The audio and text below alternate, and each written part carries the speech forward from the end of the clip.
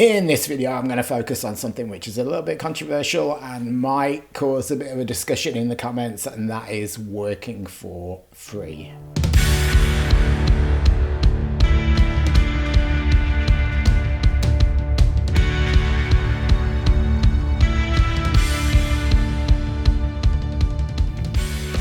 So if you're a photographer, should you ever work for free? And the answer is yes.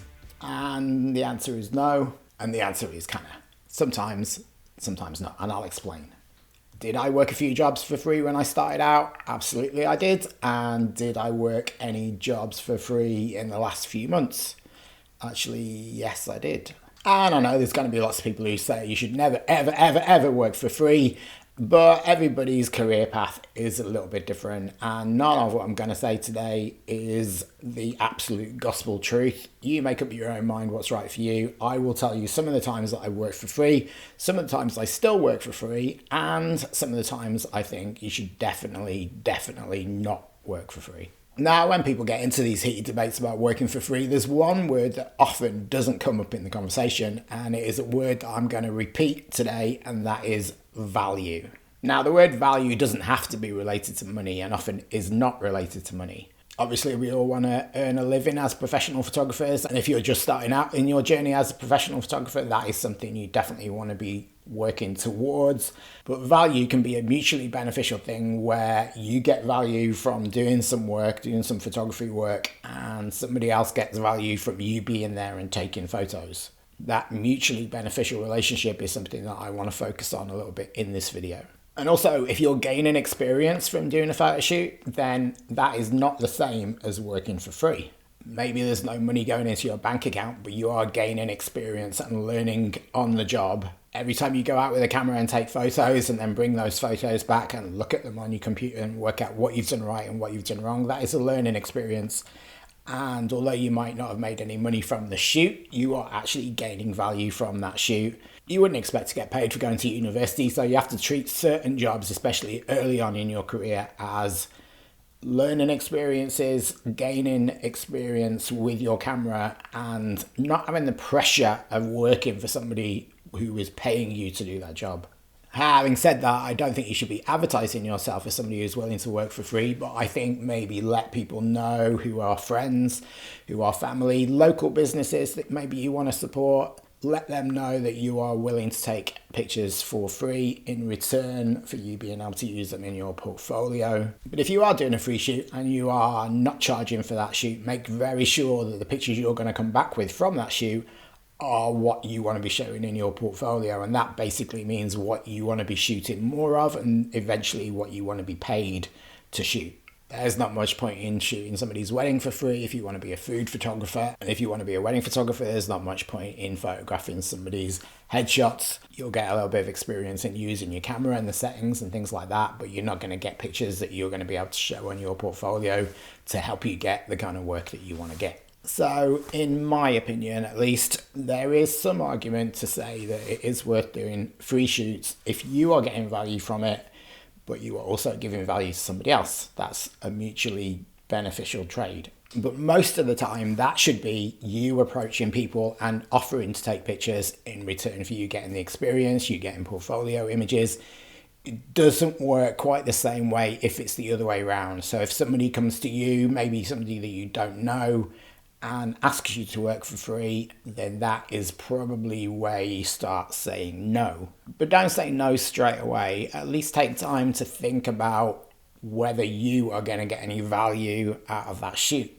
So maybe you will see some potential for portfolio pictures. Maybe you will see some potential for gaining experience.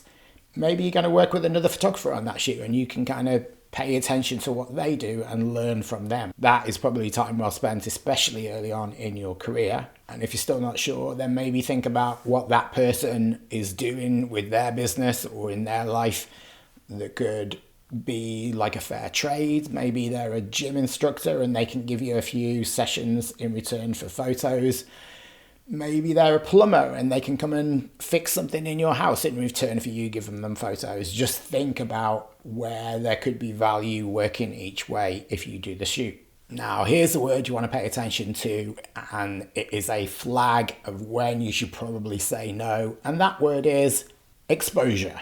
If someone comes to you and says you're going to get exposure from the shoot, then probably you're not going to get that much exposure from the shoot, and they are not valuing you as a photographer. They probably don't even value photography at all. It's a very small part of their campaign, whatever they want to do, and they haven't budgeted for that. So if they don't value photography, they're not going to value you and the work that you do. And likewise, if somebody says to you they haven't got any budget in this campaign for photography, then again, that means they don't value photography. They didn't budget for any photography, and it means that probably in the next campaign, they're probably not going to put any value on photography either. And if they do, let's say they get a grant and suddenly they've got a load of money to spend and they can budget for a photographer, then I guarantee they're not going to go for the guy who did it for free last time. They're going to go, we've got some money now, we can get a professional, and they'll go to an agency or somebody else. I'm not saying that's going to happen every time, but just don't expect to get jobs in the future just because you've done a job for free in the past. They will remember you as the photographer that was willing to work for free, and that is going to have you in their mind as somebody who's probably a beginner, probably not as good as somebody else down the road who is charging. And if they do have any budget, they're going to spend that money on a photographer that is charging because they think they're going to get a better product. And remember that plumber we mentioned earlier? Yeah, try ringing him and saying, can you come and fix my tap? I will give you exposure. Not going to happen. So when it comes to working for free, always think value for value. And like I say, that doesn't have to be monetary value. I have a friend who lives just around the corner from here. She shoots for Airbnb places, and as a result, she gets to spend a couple of days with her boyfriend in an Airbnb. So she gets a couple of days away with her boyfriend quite often in really, really nice places, and doesn't have to pay for accommodation, but while she's there, she has to take lots of pictures and deliver those to the client. That is value for value. If you want to be a food photographer and there's a restaurant that wants pictures of their new dishes, but they haven't really got a budget, then guess what? You could get a nice meal out of that, and that could work for you. Maybe you meet somebody who wants some family pictures doing, and you find out that they're a graphic designer. They can maybe help you with your website, or they can design you a logo in return for a shoot. Value for value. But there's limits to this. This should be something that you're doing to get your name out there, to build a portfolio, to gain experience as a photographer. This should not be something that you're doing time and time again, year after year. If you want photography to be a business, then you need to be earning some money. And the other thing is, you need to be confident. Even when you're starting out, you need to show confidence and make people believe that you're confident in your work, that you like your own work, and that you value your own work, and they should too.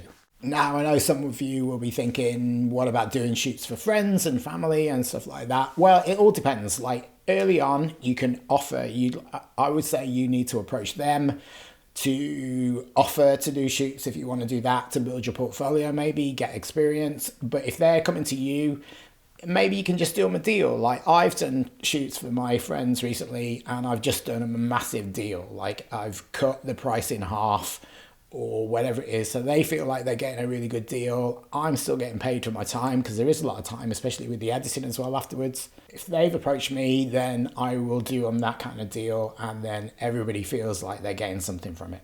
And we stay friends. I photographed a wedding in November, and I did it completely for free. I didn't charge a thing, and that is because it was my brother's wedding, and it was more like a gift to him. I didn't buy him a gift, I just did his photography for him. Now, I mentioned at the beginning of this video that I still do work for free occasionally, and there are basically two instances where I do that. Firstly, if I want to shoot for a charity that I support, I am not going to start charging them. I want to do it because I want to help that charity out. They're not making tons of money, and that's my way of supporting the charity. And the other thing is concert photography. So even though I do get paid for concert photography quite a lot of the times I don't. And I work for music blogs that don't really make any money, but I get into all these gigs for free, and that saves me sometimes a lot of money. So I'm getting value from that because I'm getting into these gigs for free. The music blogs are getting value because they're getting my pictures to use on their website. Everybody's happy, value for value, and that's all fine. There are quite a lot of music photographers that won't do things for free, and that's fine too. But for me, getting into a show for free and getting to photograph some of my favourite bands is absolutely worthwhile. So quite simply, if you're going to do a photo shoot for free, just make sure you are getting something out of it, which is experience, portfolio work, getting into concerts for free, a good meal, a stay in an Airbnb, getting your sink fixed. Whatever it is, there needs to be some kind of value for value, and you should be confident in your work. Make sure the person you're shooting for values what you're doing, and then working towards getting paid work, regular paid work, and that is how you are going to have a photography business. Now, talking about value, if you got any value from that video, I would really appreciate it if you give it a little bit of a thumbs up down there, and subscribe if you want to see more. We talk about photography all the time on this channel, and hopefully I'll see you in the next one. Cheers, guys.